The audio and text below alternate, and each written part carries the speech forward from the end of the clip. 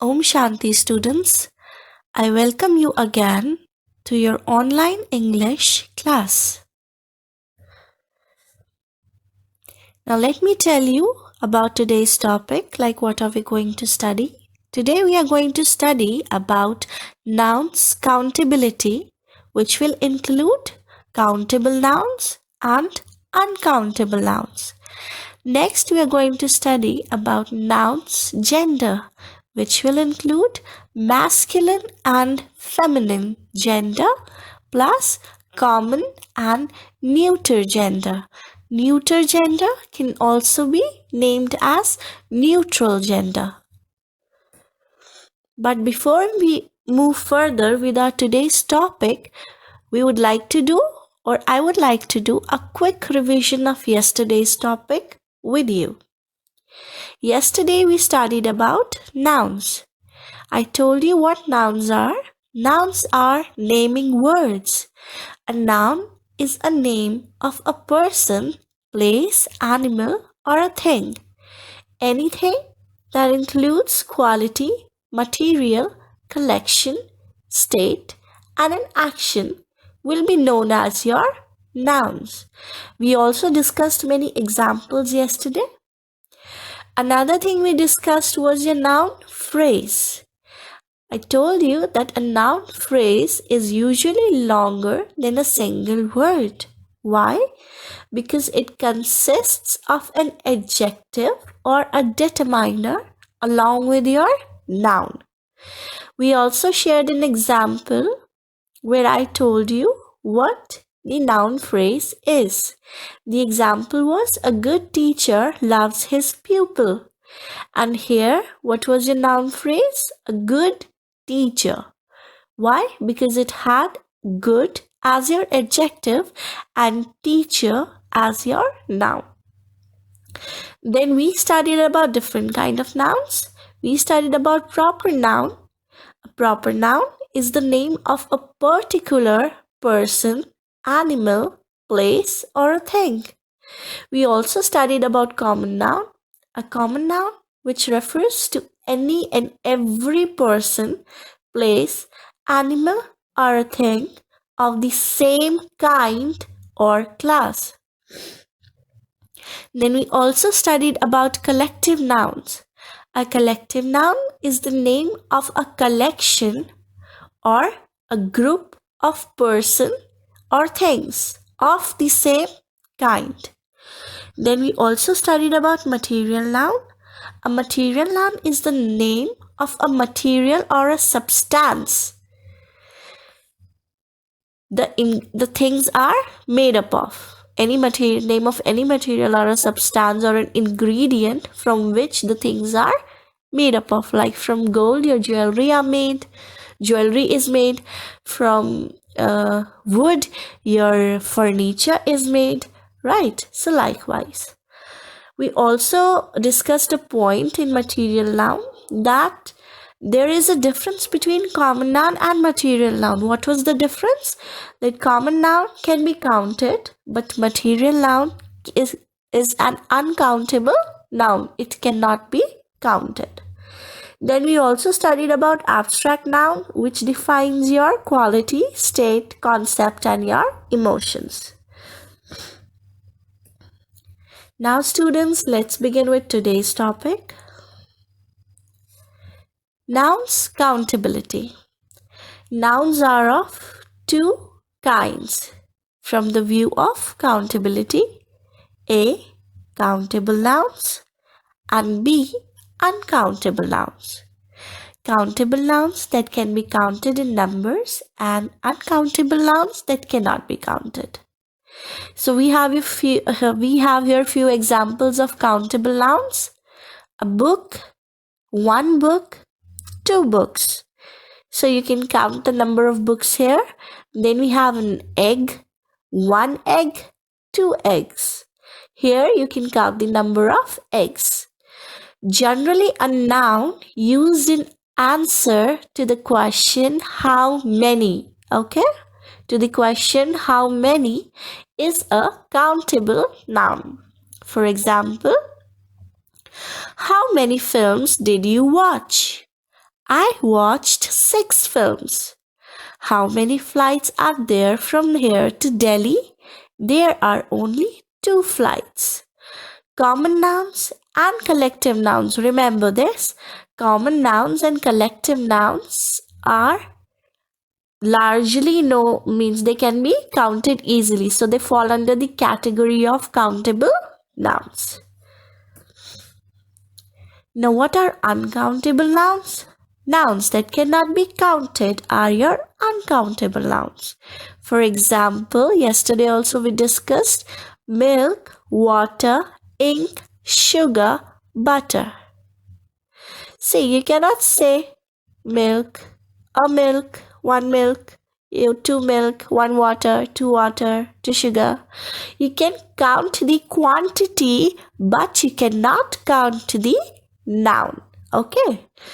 So a noun used in answer to the question how much.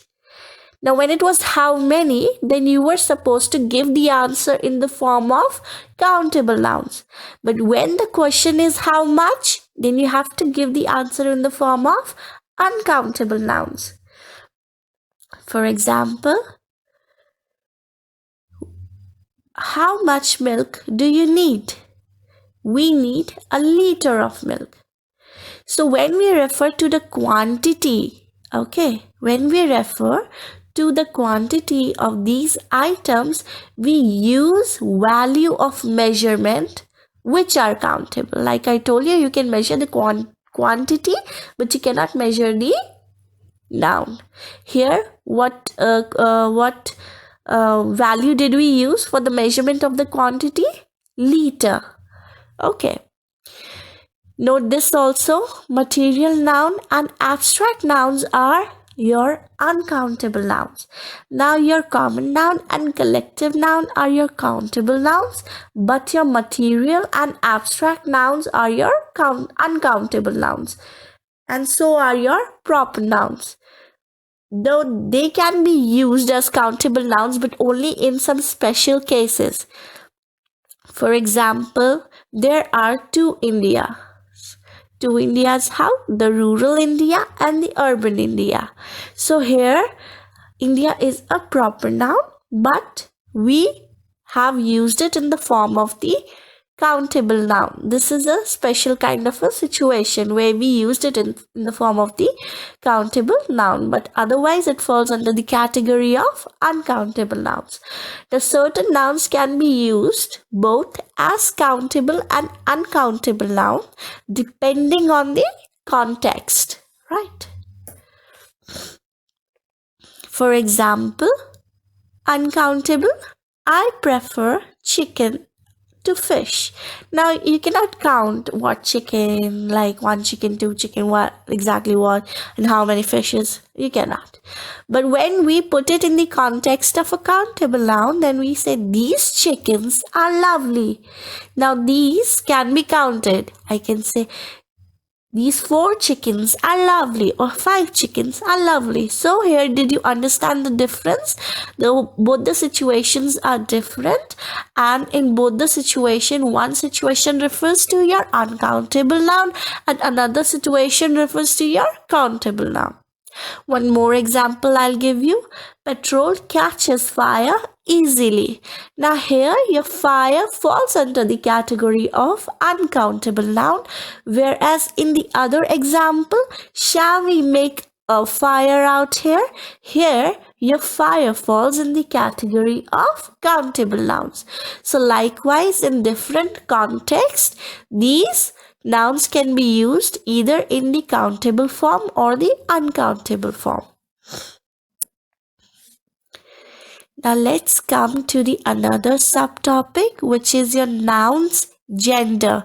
Now we all are very much aware of basically two kind of genders. One is masculine, he, and another one is feminine, she. But there are other genders as well. So we'll come across those genders. See, masculine denotes male, feminine denotes female. Then we have a common gender also that denotes both male as well as female. And then we have neutral gender also that denotes neither a male nor a female. It is basically used to refer to the non-living items. Example: masculine gender, boys, man; feminine gender, girl, women; common gender, student, teacher; neutral gender, gold, rice. Note this, children. The word masculine and feminine can also be used as an adjective to describe the looks or quality of a human being. Now, most of the time you must have come across these sentences. Look at the person, look at the girl, she's got some masculinity in her, or she's got some masculine looks. So here we are describing the quality of the girl, right? So we are using masculine word as a gender, as an adjective. Okay. And same goes for feminine also. Look at the boy, doesn't he have some feminine qualities? Or look at this girl, how look at the quality she has, such feminine quality she has. So here again we are using these both genders as adjectives.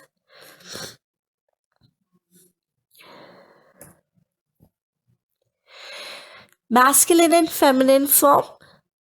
Now there are, like, how do we separate a masculine gender from a feminine gender? There are two ways. Okay, so one is by adding ess to the masculine form. All right, how? Actor is your masculine form, but when we add ess to the actor, it becomes actress, which is your feminine form.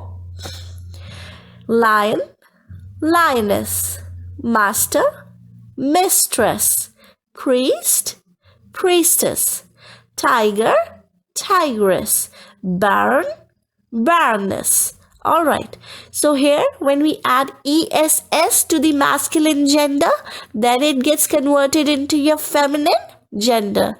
Now there are two other ways also. Okay, note this. English has only a small number of feminine form. Noun plus ess. Professional activities are often referred to it in the common gender. The feminine form authoress, poetess, directress, inspectress are no longer in use, so we don't use them. Okay, she is the director of the institute, not the directress. So here what we use, we're not using ess to convert the masculine into feminine gender. Instead we are using a pronoun she. Okay, she is the director of this institute instead of directress. She is an inspector, not inspectress. The feminine form of hero is heroine.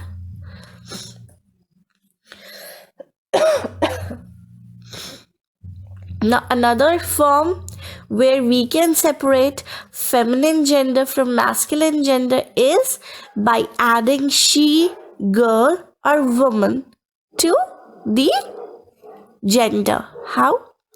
He goat becomes she goat.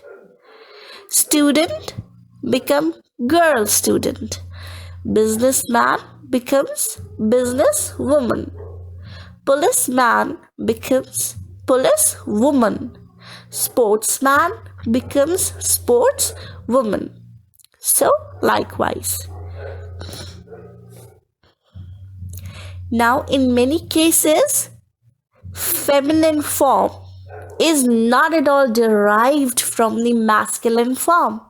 Neither we use ESS, nor we put he or she, nor we put she or woman or girl, adding to the masculine gender. Okay, instead, the word is completely different from the masculine gender. For example, sir, madam, brother, sister, lord, lady, uncle, aunt, man, woman, nephew, niece, boy, girl, husband, wife. So here you can see that the masculine gender and the feminine genders both are separate words. Neither any ESS is added nor any girl, woman or she is added to the masculine gender. Okay, so these were the three forms where both the genders are differentiated from each other. Now let's come to another subtopic, which is common or dual gender. Nouns basically denoting the profession or occupation are common genders. Okay, here we don't denote somebody as masculine or feminine when we are telling, like we studied right now also inspector and this director. So you won't use directress or inspectoress for that, because these are what? Professions. So for profession, you're going to use a common, it's a common gender. All right. So ambassador, examples are ambassador, doctor, minister, artisan, editor, monarch, artist, enemy, monitor. So these are the profession or the occupation, and therefore no he, she or masculine, feminine, nothing will be used. This is a common gender. So for both the